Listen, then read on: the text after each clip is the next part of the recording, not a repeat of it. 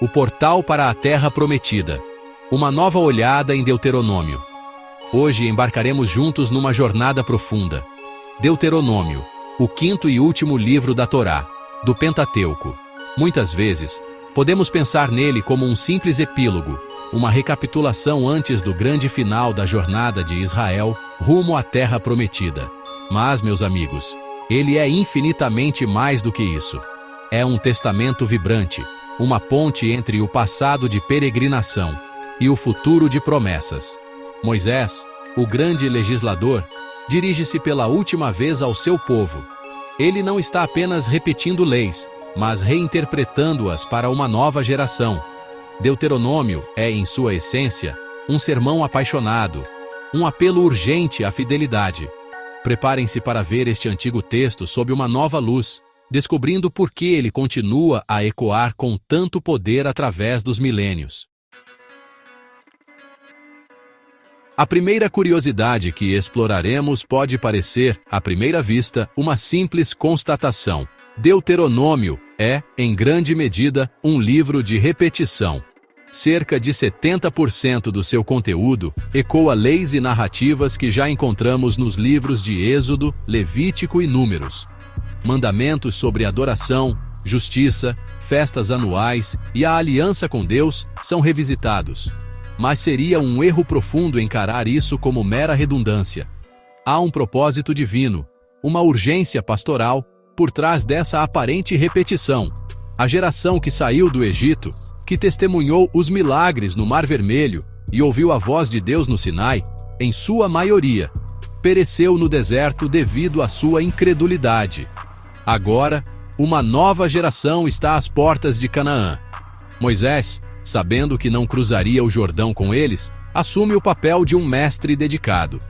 Ele não está apenas recitando, está explicando, aplicando, contextualizando. Há uma nova ênfase na aplicação prática da lei para a vida em Canaã.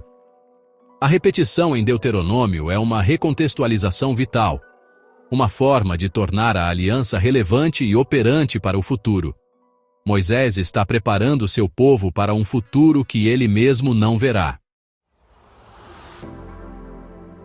No coração de Deuteronômio, encontramos uma das passagens mais sagradas e centrais para a fé judaica, o Shema Israel. Localizado em Deuteronômio, capítulo 6, versículos de 4 a 9, ele começa com as palavras imponentes: Ouve, ó Israel, o Senhor nosso Deus é o único Senhor. Esta não é apenas uma afirmação teológica, é o pilar do monoteísmo. Para o povo judeu, o Shema é mais do que um versículo, é uma oração diária, recitada pela manhã e à noite.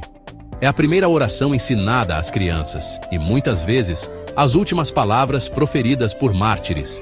Imaginem o impacto de começar e terminar cada dia com essa proclamação. Ela molda a cosmovisão, ancora a identidade e define o relacionamento com o Criador.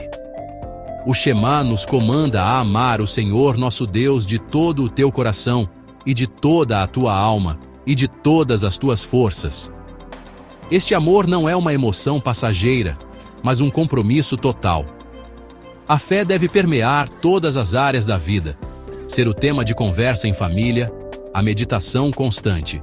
Para reforçar essa internalização, o Shema também instrui a atar essas palavras como sinal na mão, a tê-las como frontais entre os olhos e a escrevê-las nos umbrais das casas e nas portas. O Shema Israel é o coração pulsante de Deuteronômio, um chamado a uma fé vivida, integral e apaixonada. Uma das demonstrações mais poderosas da autoridade e relevância de Deuteronômio se encontra nos Evangelhos. Num momento crucial da vida de Jesus, a tentação no deserto. Após 40 dias de jejum, enfraquecido fisicamente mas espiritualmente preparado, Jesus enfrenta o próprio Satanás. Este confronto, narrado em Mateus capítulo 4 e Lucas capítulo 4, não é apenas uma batalha pessoal, é um confronto cósmico entre o reino de Deus e as forças das trevas. E qual foi a arma escolhida por Jesus para repelir cada investida do tentador? A palavra de Deus, especificamente Versículos extraídos do livro de Deuteronômio. Na primeira tentação, quando o diabo o incita a transformar pedras em pães para saciar sua fome, Jesus responde: está escrito, nem só de pão viverá o homem, mas de toda a palavra que sai da boca de Deus. Mateus 4:4. Esta é uma citação direta de Deuteronômio 8:3, quando Satanás o leva ao pináculo do templo e o desafia a se jogar. Jesus replica: também está escrito, não tentarás o Senhor teu Deus. Mateus 4:7. Esta resposta vem de Deuteronômio 6:16. Finalmente, quando o diabo lhe oferece todos os reinos do mundo e sua glória em troca de adoração, Jesus ordena com autoridade: vai-te, Satanás, porque está escrito, ao Senhor teu Deus adorarás, e só a ele servirás. Mateus 4:10. Esta é uma citação de Deuteronômio 6:13. Ao usar exclusivamente Deuteronômio, Jesus não apenas derrota o tentador, mas também sublinha a importância deste livro como um guia para a fidelidade, a obediência e a adoração verdadeira. Ele nos mostra que a palavra de Deus, internalizada e corretamente aplicada, é a nossa mais poderosa defesa espiritual. Deuteronômio, capítulo 28, é uma das passagens mais solenes e impactantes de toda a Escritura. Ele se divide em duas seções principais: as bênçãos prometidas pela obediência à aliança de Deus e as maldições terríveis que se seguiriam à desobediência. Enquanto as bênçãos pintam um quadro de prosperidade, segurança e favor divino, são as advertências sobre as maldições que se destacam por sua precisão profética assombrosa. Moisés, falando sob inspiração divina, não mede palavras ao descrever as consequências da apostasia nacional. As maldições detalhadas são extensas e abrangentes, cobrindo todos os aspectos da vida.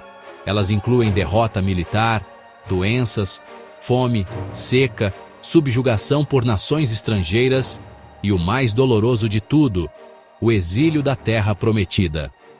Moisés adverte que, se Israel se desviar para a idolatria e quebrar a aliança, eles seriam arrancados da terra que Deus lhes dera e espalhados entre todos os povos.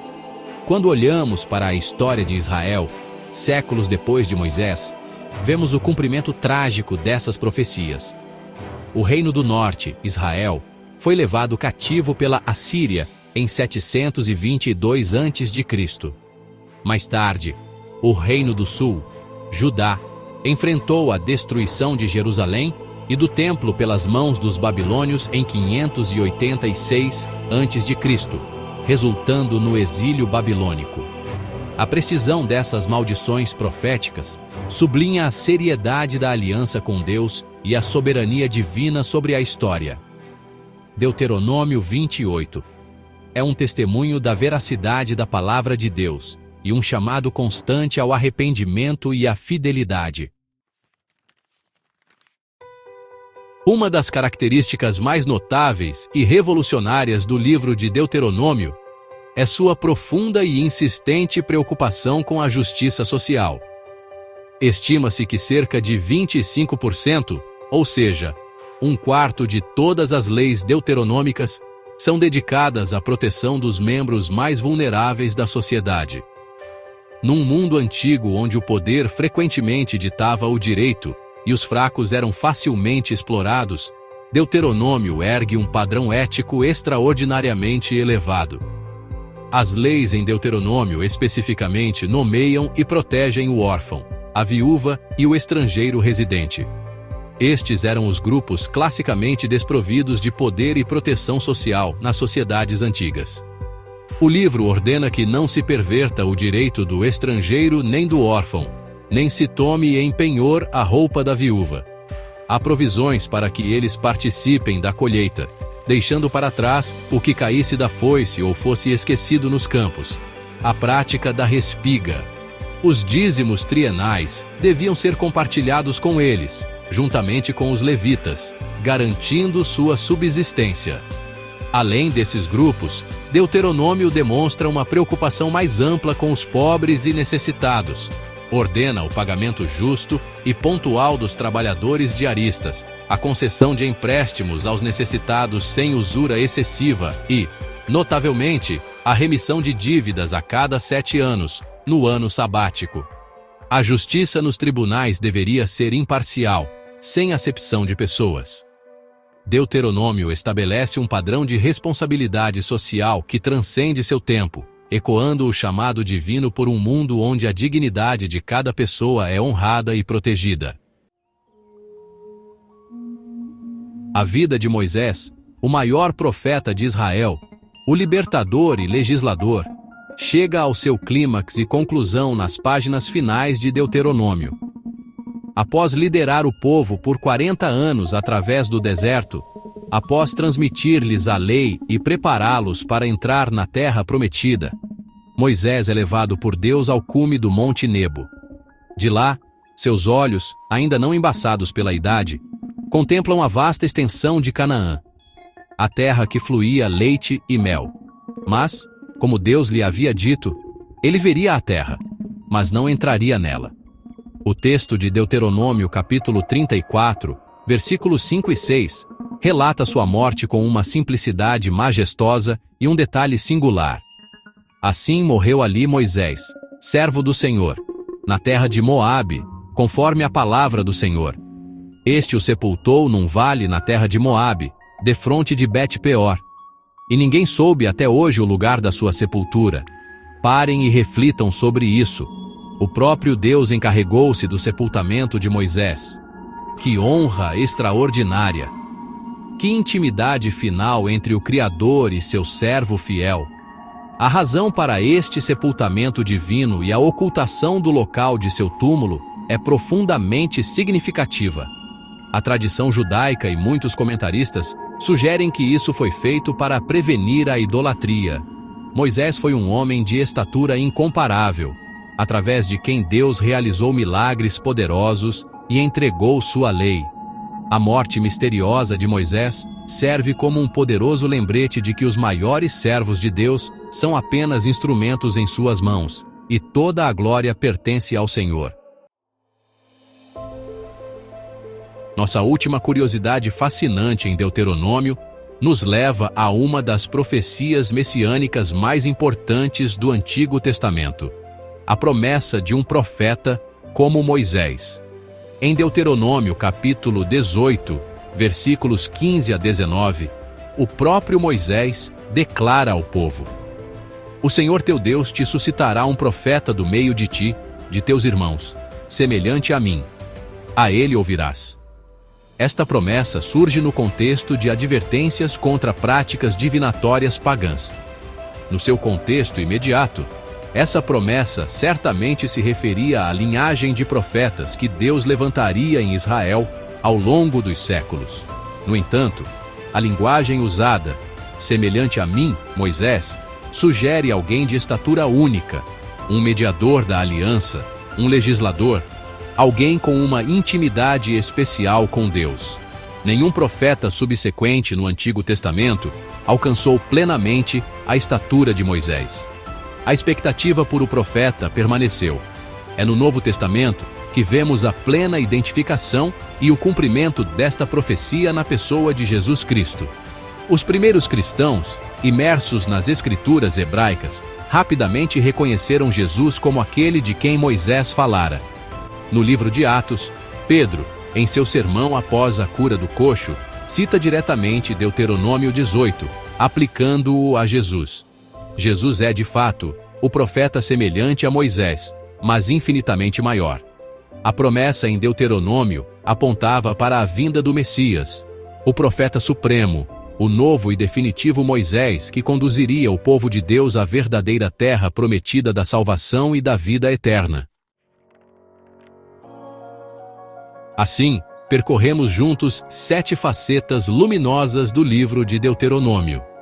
Desde sua natureza, como uma segunda lei vital para uma nova geração, passando pelo pulsar do Shema Israel, sua influência nas palavras de Jesus, suas advertências proféticas, seu chamado radical à justiça social, o mistério da partida de Moisés, até a promessa de um profeta vindouro. Cada uma dessas curiosidades nos revela um pouco mais da profundidade e da riqueza deste livro que é, em sua essência, um apaixonado chamado à vida. Um convite para escolher o caminho da bênção, da obediência e do amor a Deus. Deuteronômio não é apenas um documento histórico ou um código legal antigo. É uma palavra viva, que ecoa, através dos séculos, com uma relevância surpreendente. Ele nos confronta com a seriedade de nossas escolhas, com a natureza da verdadeira fé e com o caráter de um Deus que é ao mesmo tempo justo e misericordioso, santo e compassivo. As palavras de Moisés, proferidas nas fronteiras da terra prometida, continuam a nos desafiar a vivermos uma fé que permeia cada aspecto de nossa existência, a cuidarmos dos vulneráveis e a ouvirmos a voz daquele que é maior que Moisés. Deuteronômio nos convida a escolher a vida. Qual curiosidade mais te impactou? Conte nos comentários. Espero que esta jornada por Deuteronômio tenha enriquecido sua compreensão e despertado um novo apreço por este tesouro das Escrituras. Que as verdades aqui contempladas inspirem você a buscar um relacionamento mais profundo com o Deus que se revela nestas páginas sagradas.